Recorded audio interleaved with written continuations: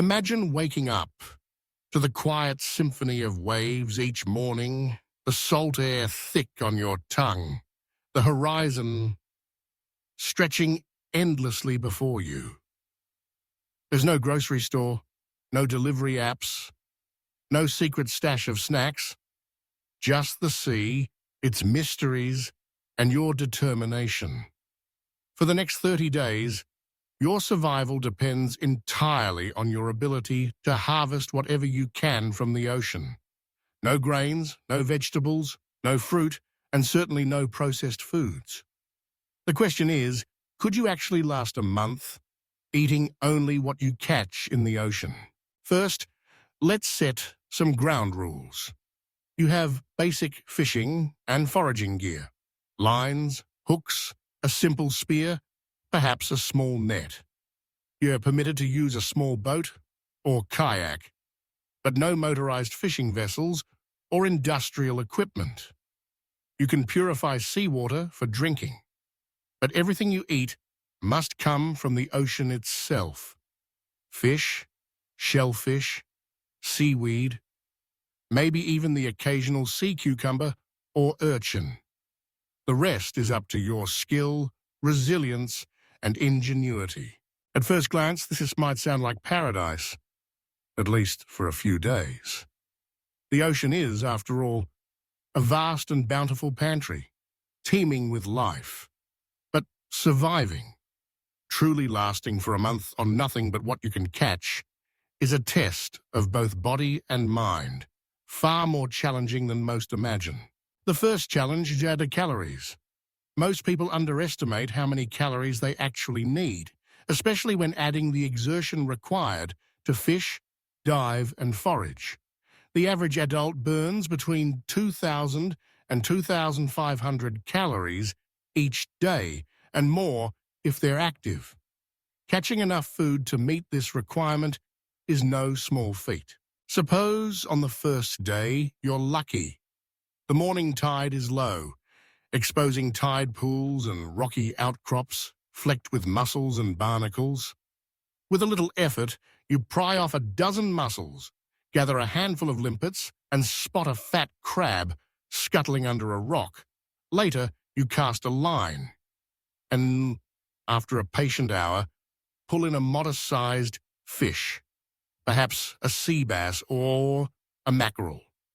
Dinner is a rustic feast, the flavor of the sea fresh and invigorating. But even a generous catch like this only provides a few hundred calories, far short of your daily needs. Shellfish are nutritious, but not calorie-dense. Fish, especially lean species, offer protein and vital fats, but you'd need to catch several pounds each day to reach your target. And that's assuming success every single time. As the days wear on, the initial novelty fades, replaced by a gnawing urgency.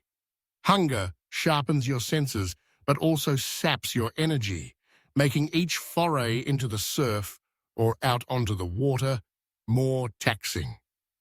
On some days, the fish elude you, the tides are uncooperative, and storms churn the sea, making it unsafe to venture far. Perhaps you manage only a few small crabs or a handful of seaweed, enough to stave off hunger, but not enough to feel truly satisfied. Nutrition becomes another pressing concern. The ocean provides ample protein and healthy fats, particularly from fatty fish like salmon, sardines, and mackerel, which are rich in omega-3s and fat-soluble vitamins like D and A. Shellfish offer essential minerals: zinc, selenium, copper, and iron. Seaweed, often overlooked, is a powerhouse of iodine, vitamin K, and certain B vitamins. Yet despite this abundance, gaps begin to emerge in your diet. Carbohydrates are virtually absent from the ocean's menu. And while your body can adapt to using fat and protein for energy, the lack of quick-burning carbs may leave you feeling sluggish, especially during intensive activities. Vitamin C is another challenge. Most marine foods are low in this crucial nutrient, and after a few weeks, a deficiency could lead to symptoms of scurvy, fatigue, gum disease, and joint pain.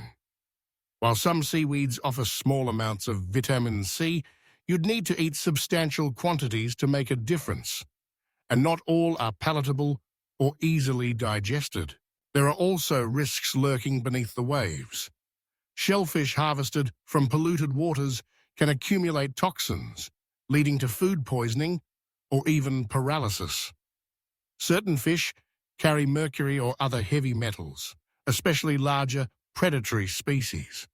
Consuming raw or undercooked seafood increases the risk of parasites and bacterial infections. And then there's the ever-present danger of misidentification. Some sea creatures, like cone snails or certain urchins, are highly toxic. Assuming you navigate these hazards, the monotony of the diet itself becomes a psychological hurdle.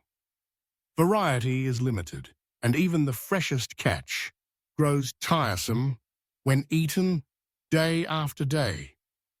The absence of familiar flavors, sweetness, starch, the tang of fruit, or the crunch of vegetables can erode morale. Food is more than fuel. It's comfort, culture, and connection to the world. Stripped to its bare essentials, your relationship with eating becomes functional, even transactional. Yet, there are moments of wonder and gratitude. The shimmering thrill of pulling in a fish after hours of waiting. The delicate sweetness of a freshly steamed clam. The briny crunch of nori, dried and crisped in the sun. The satisfaction of learning to read the tides, to spot the telltale signs of life beneath the surface, to become attuned to the rhythms of the sea. As the weeks pass, you grow leaner, tougher, and more resourceful. Your hands are calloused from hauling nets and prying shells from rocks. Your skin is tanned and salt-crusted. You learn to make every scrap count. Fish bones simmered into broth, seaweed dried for later, shells repurpose it as tools. You become intimately familiar with the micro-ecosystems of the shore, where the abalone cling when the crabs emerge, how to spot the silvery flash of a school of sardines. Despite the hardships, the ocean offers lessons in resilience and adaptability. You discover that hunger sharpens creativity. You experiment with new preparation methods, grilling over open flame, fermenting, smoking. You find ways to stretch meager catches, combining seaweed with tiny mollusks to create makeshift stews, or using fish eggs to add richness to a simple meal. Each day brings a new challenge, but also new skills, new knowledge, and a deepening respect for the delicate balance of marine life. Social isolation is another factor not to be underestimated. The ocean can be a lonely place, especially if you're undertaking this challenge alone. The absence of shared meals, the ritual of cooking and eating with others can weigh heavily. Food is a cornerstone of community, and without it, you may find yourself craving not just calories, but connection. You learn to find solace in the natural world, the rhythm of the waves, the call of seabirds, the quiet satisfaction of self-reliance. After a month, the cumulative toll of this way of living becomes clear. Most people would emerge from such an ordeal lighter, both physically and emotionally. You'd likely lose weight, perhaps a significant amount, particularly if your catches were inconsistent. Your body would adapt by slowing metabolism, conserving energy, and prioritizing essential functions. Muscle mass might decline, especially if protein intake was inadequate, or if you resorted to burning muscle for energy. On the other hand, you'd likely experience certain health benefits. A diet rich in omega-3 fatty acids, minerals, and lean protein, combined with daily physical activity, could lower cholesterol, improve cardiovascular health, and sharpen mental acuity. The absence of processed foods, sugars, and artificial additives would give your digestive system a break. You might sleep more deeply, breathe more easily, and find a new appreciation for the simple pleasure of a well-earned meal. But there are limits to what the human body can endure. Without vitamin C, scurvy remains a real risk after several weeks. Without sufficient calories, malnutrition follows. Your immune system weakens, making you more susceptible to infection. Prolonged exposure to the elements, sun, wind, salt, can lead to dehydration, heat stroke, or hypothermia, depending on the climate. For most, the answer to whether you could last a month eating only what you catch in the ocean is possibly, but not without significant challenges and risks. Survival would depend on your skill, adaptability, the richness of the local marine environment, and a measure of luck. Those with prior experience, fishermen, divers, foragers, would fare better, as would those in regions with abundant, clean, and diverse marine life. Yet, even under ideal conditions, it's a hard life. The romantic notion of living off the sea, free from modern constraints, quickly gives way to the realities of hunger, fatigue, and uncertainty. The ocean is a generous provider, but also a fickle one, and its bounty is never guaranteed. There are ways to improve your odds. Learning to identify and harvest a wide variety of marine foods, from common fish to lesser-known shellfish and edible seaweeds, expands your options. Mastering basic preservation techniques, smoking, drying, fermenting, helps smooth out the feast or famine cycle. Understanding the local tides, seasons, and habitats can dramatically increase your success rate. And above all, cultivating patience, resilience, and respect for the natural world is essential. Of course, this challenge also offers a window into the lives of those who have depended on the ocean for centuries. Coastal peoples around the world, Inuit hunters, Polynesian navigators, Scandinavian fishermen, have developed sophisticated knowledge and techniques for sustainably harvesting marine resources.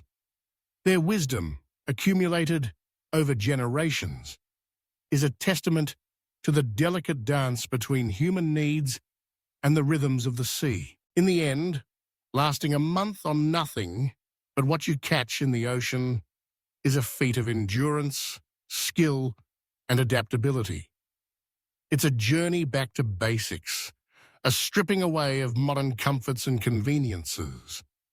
It's a test not just of physical survival, but of mental fortitude and spiritual resilience. You would emerge changed, humbled by the power of the sea, grateful for every mouthful, every small victory, every lesson learned. You would carry with you a new respect for the fragile balance of marine life and for the countless people who still depend on its bounty each day. So, could you last a month eating only what you catch in the ocean? With preparation, skill, and determination, it's possible, but it would be among the toughest challenges you'd ever face. A true test of what it means to survive, endure, and in the end, thrive in harmony with the natural world.